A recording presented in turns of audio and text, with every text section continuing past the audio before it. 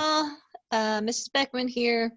For those of you who were not at school today, you kind of missed an eventful end of the day. The electricity went off, and maybe it went off at your house too. The second to last period of the day, so in algebra class, we had no electricity. So we went old school and just used our whiteboards as everybody followed along in your notes. This is, compared to the other lessons, a fairly easy lesson, however, is brand new to you. Okay, so we're going to talk about if I give you two different lines, and I could give it you those lines in one of the three forms that we talked about. So it could look like slope-intercept form, so they could look like this, or they could be in point-slope form, which would look like this, if you guys remember. Or it could look like standard form, which looks like this. If I give you two lines, the goal is, without graphing them, to be able to tell if the two lines are parallel, if they're perpendicular, or if they are neither of those. Okay, so we're trying to kind of categorize them in one of those three categories. And so before we jump right into the lesson, I am going to go through our two jokes for the day. So why didn't the dog want to play football? Survey says, because he was a boxer. And second question, which insect isn't a very good running back? That is because he was a bumblebee. Bumblebees are not very good at being a running back. All right, so before we jump in, let's kind of discover what is true about parallel and perpendicular lines. Okay, so I'm going to graph the first four equations that you guys see down the left side, and I'm going to put them all on the same line. Okay, so I'm going to first graph this one. I'm going to start at 1, and I know my slope is 1 over 1, even though it's not there. It's that kind of ninja one. So I'm going to go up 1, right 1, up 1, right 1.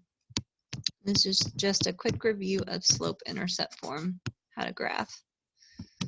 All right, so there's that one. I'm going to do the next color in green here, so y equals 1x minus 1, so go down 1 this time, and then up 1, right 1. There's that line.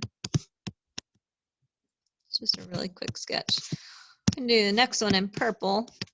That one started at 2, or had a y-intercept of 2, so up 1, right 1.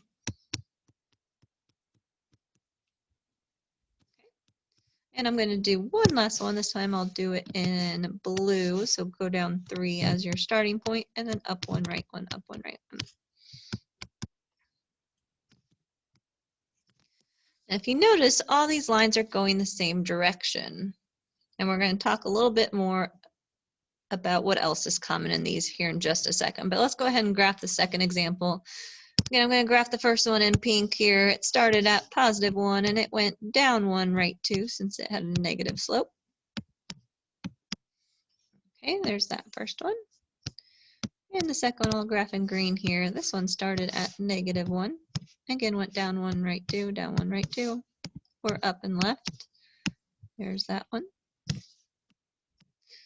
The third one I'm going to graph here in purple. So go up 2, down 1, right 2, down 1, right 2.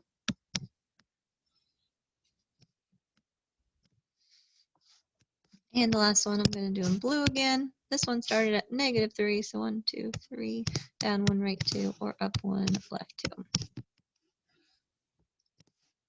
Again, these lines also are running in the same direction.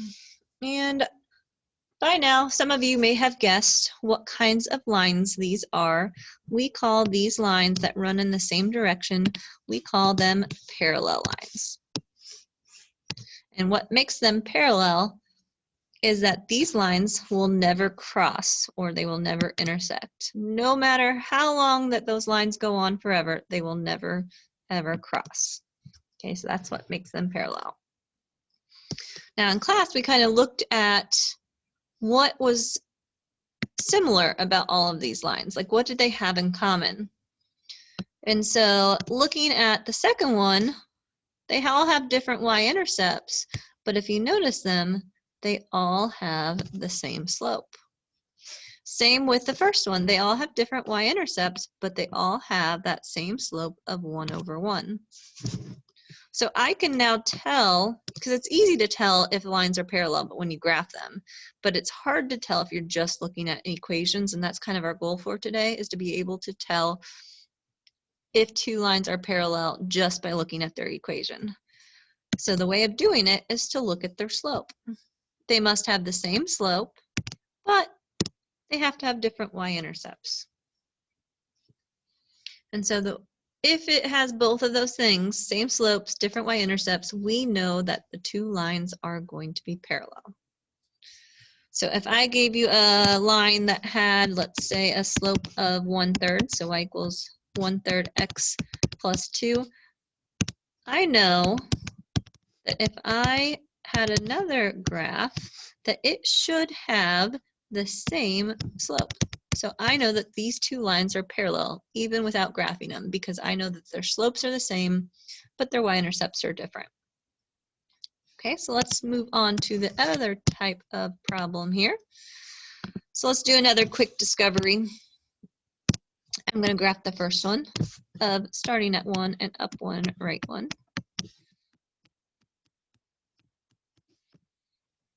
And there's that first line. The second line here I'm going to do in purple. I'm going to start at -2, and this time it's going to go down 1, right 1. It's down because it's negative, but always go to the right. Right, there's that graph. So there's one example. I'm going to keep going and graph the others, and then we'll talk about the two examples. I'm going to graph this first one in green. So start at 1 and go down 1, right 2. Or up and left 2. All right, there's the first one. The next one I'll do in blue this time. So go down 3 and up 2, right 1, up 2, right 1, up 2, right 1.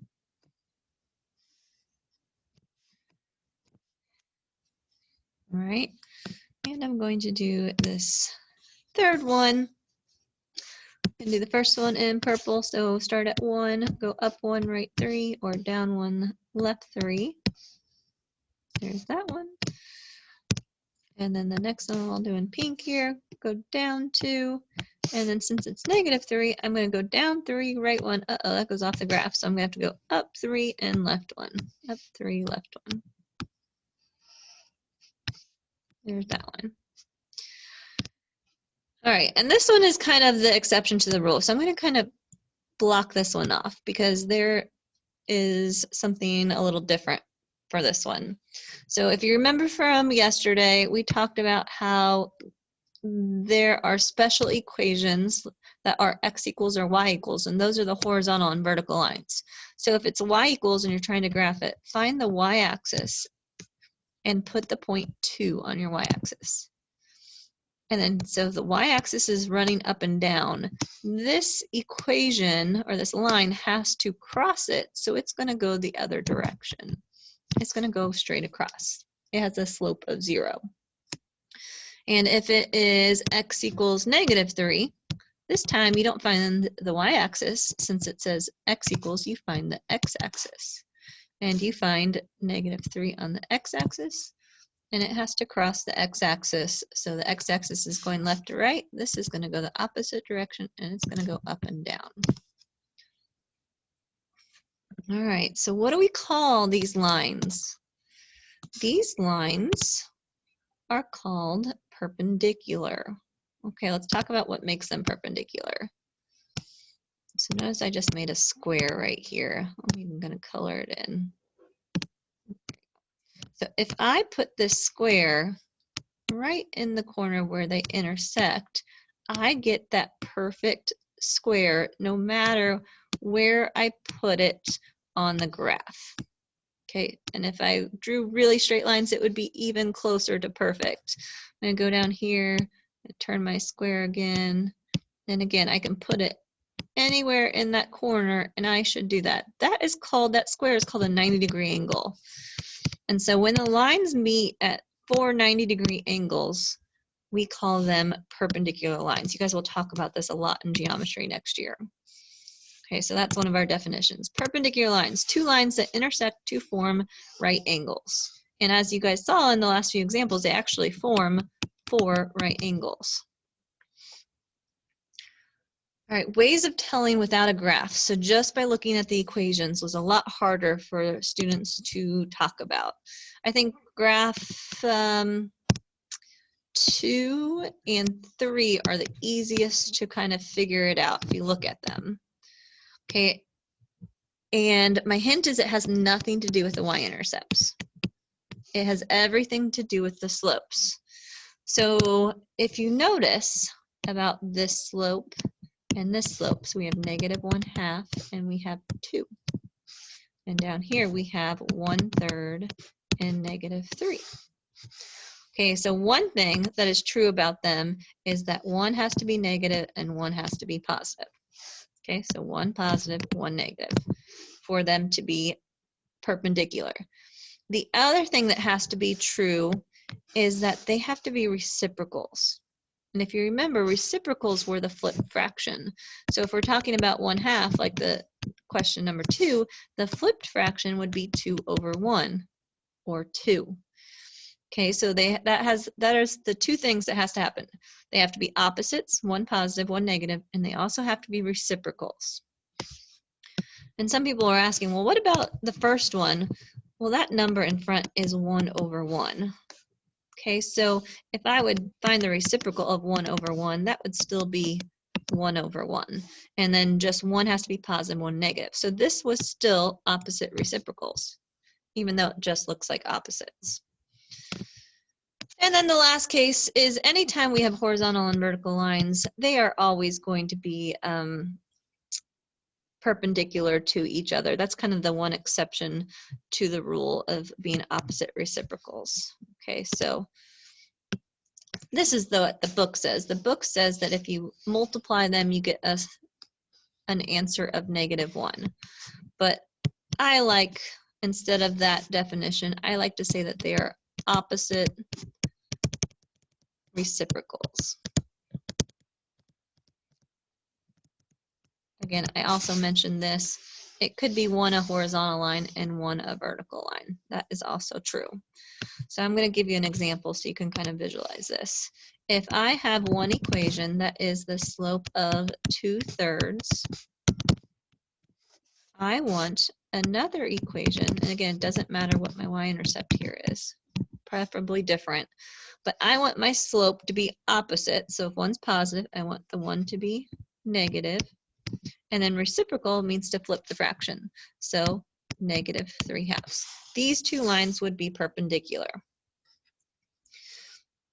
And I also told the students that if they wanted a shortcut so they don't have to write perpendicular and parallel, here are the shortcuts for writing them. Perpendicular is the symbol, it's like a capital letter T, but it's upside down. That's that symbol. And parallel, a lot of you guys have seen this one before. It's kind of like the two L's in parallel, two lines that are going up and down. So that's the shortcut. Again, you'll use that a lot in geometry next year. So this is kind of a little pre-teach of geometry. And I'm going to skip the commercial break.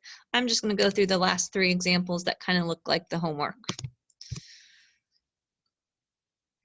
Okay, so now we can identify parallel lines and perpendicular lines.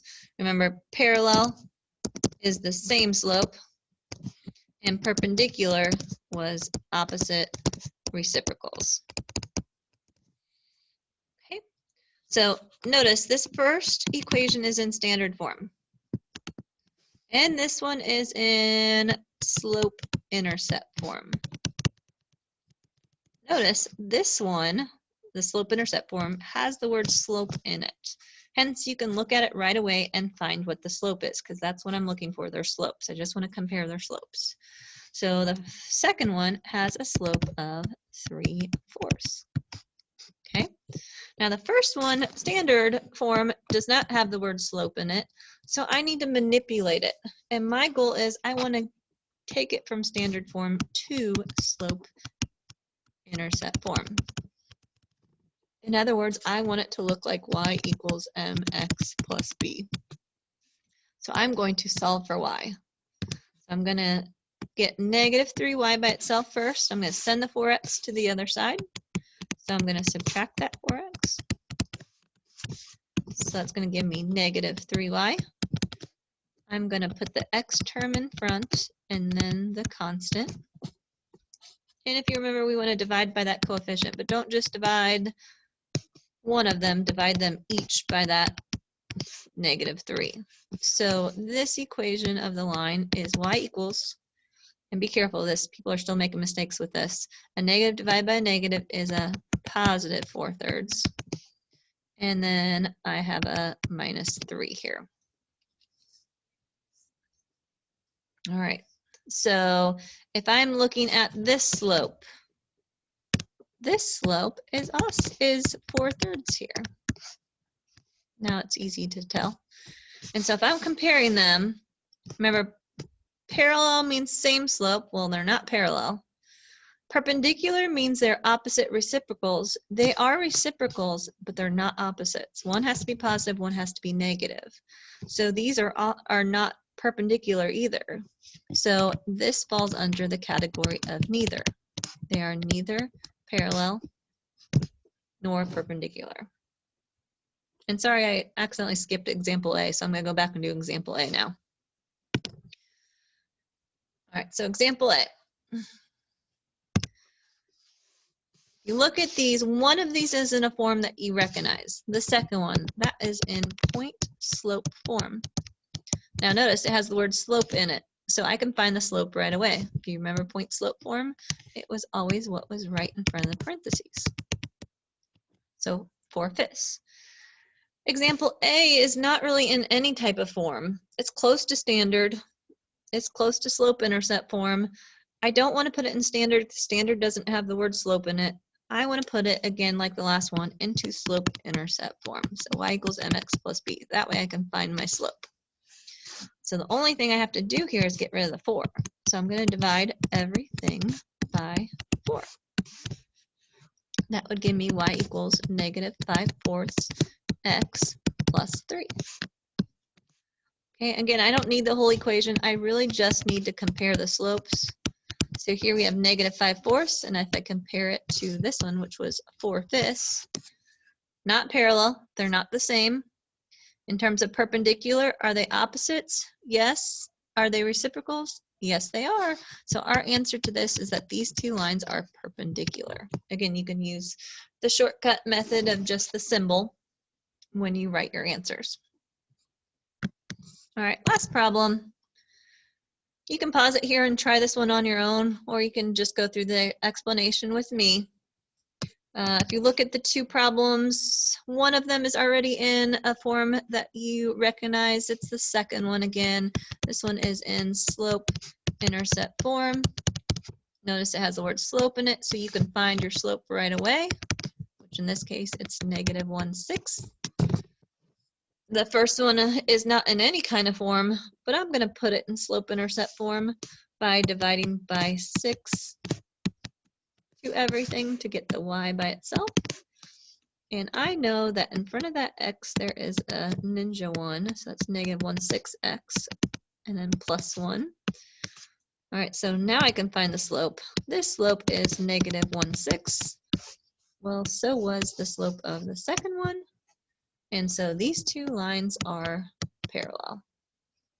And remember, you can use that symbol as a shortcut for writing parallel. So hopefully you guys find this helpful. Your homework tonight is going to be is comparing two lines and saying if they are parallel, perpendicular, or neither. Okay, and last but not least, you guys have your jokes. Why should you be careful playing against a team of big cats? And the answer is they might be cheetahs. And last, the class could not get this one today. What tea do football players drink? I told them it was something bad that happens in football that you don't want. And the correct answer is penalties. I know, they're great jokes. We miss you guys. Hope you come back soon. The homework for tonight is in your textbook. You can get it online if you need to, if you don't remember, you can always send me a message on Schoology and I can help you access that. Or you can call a friend and ask them to take a picture of the problems and send it to you. Whatever works for you, but it's on page 334, numbers 13 through 18, 27 through 30, and 38. All right, have a great day, everyone.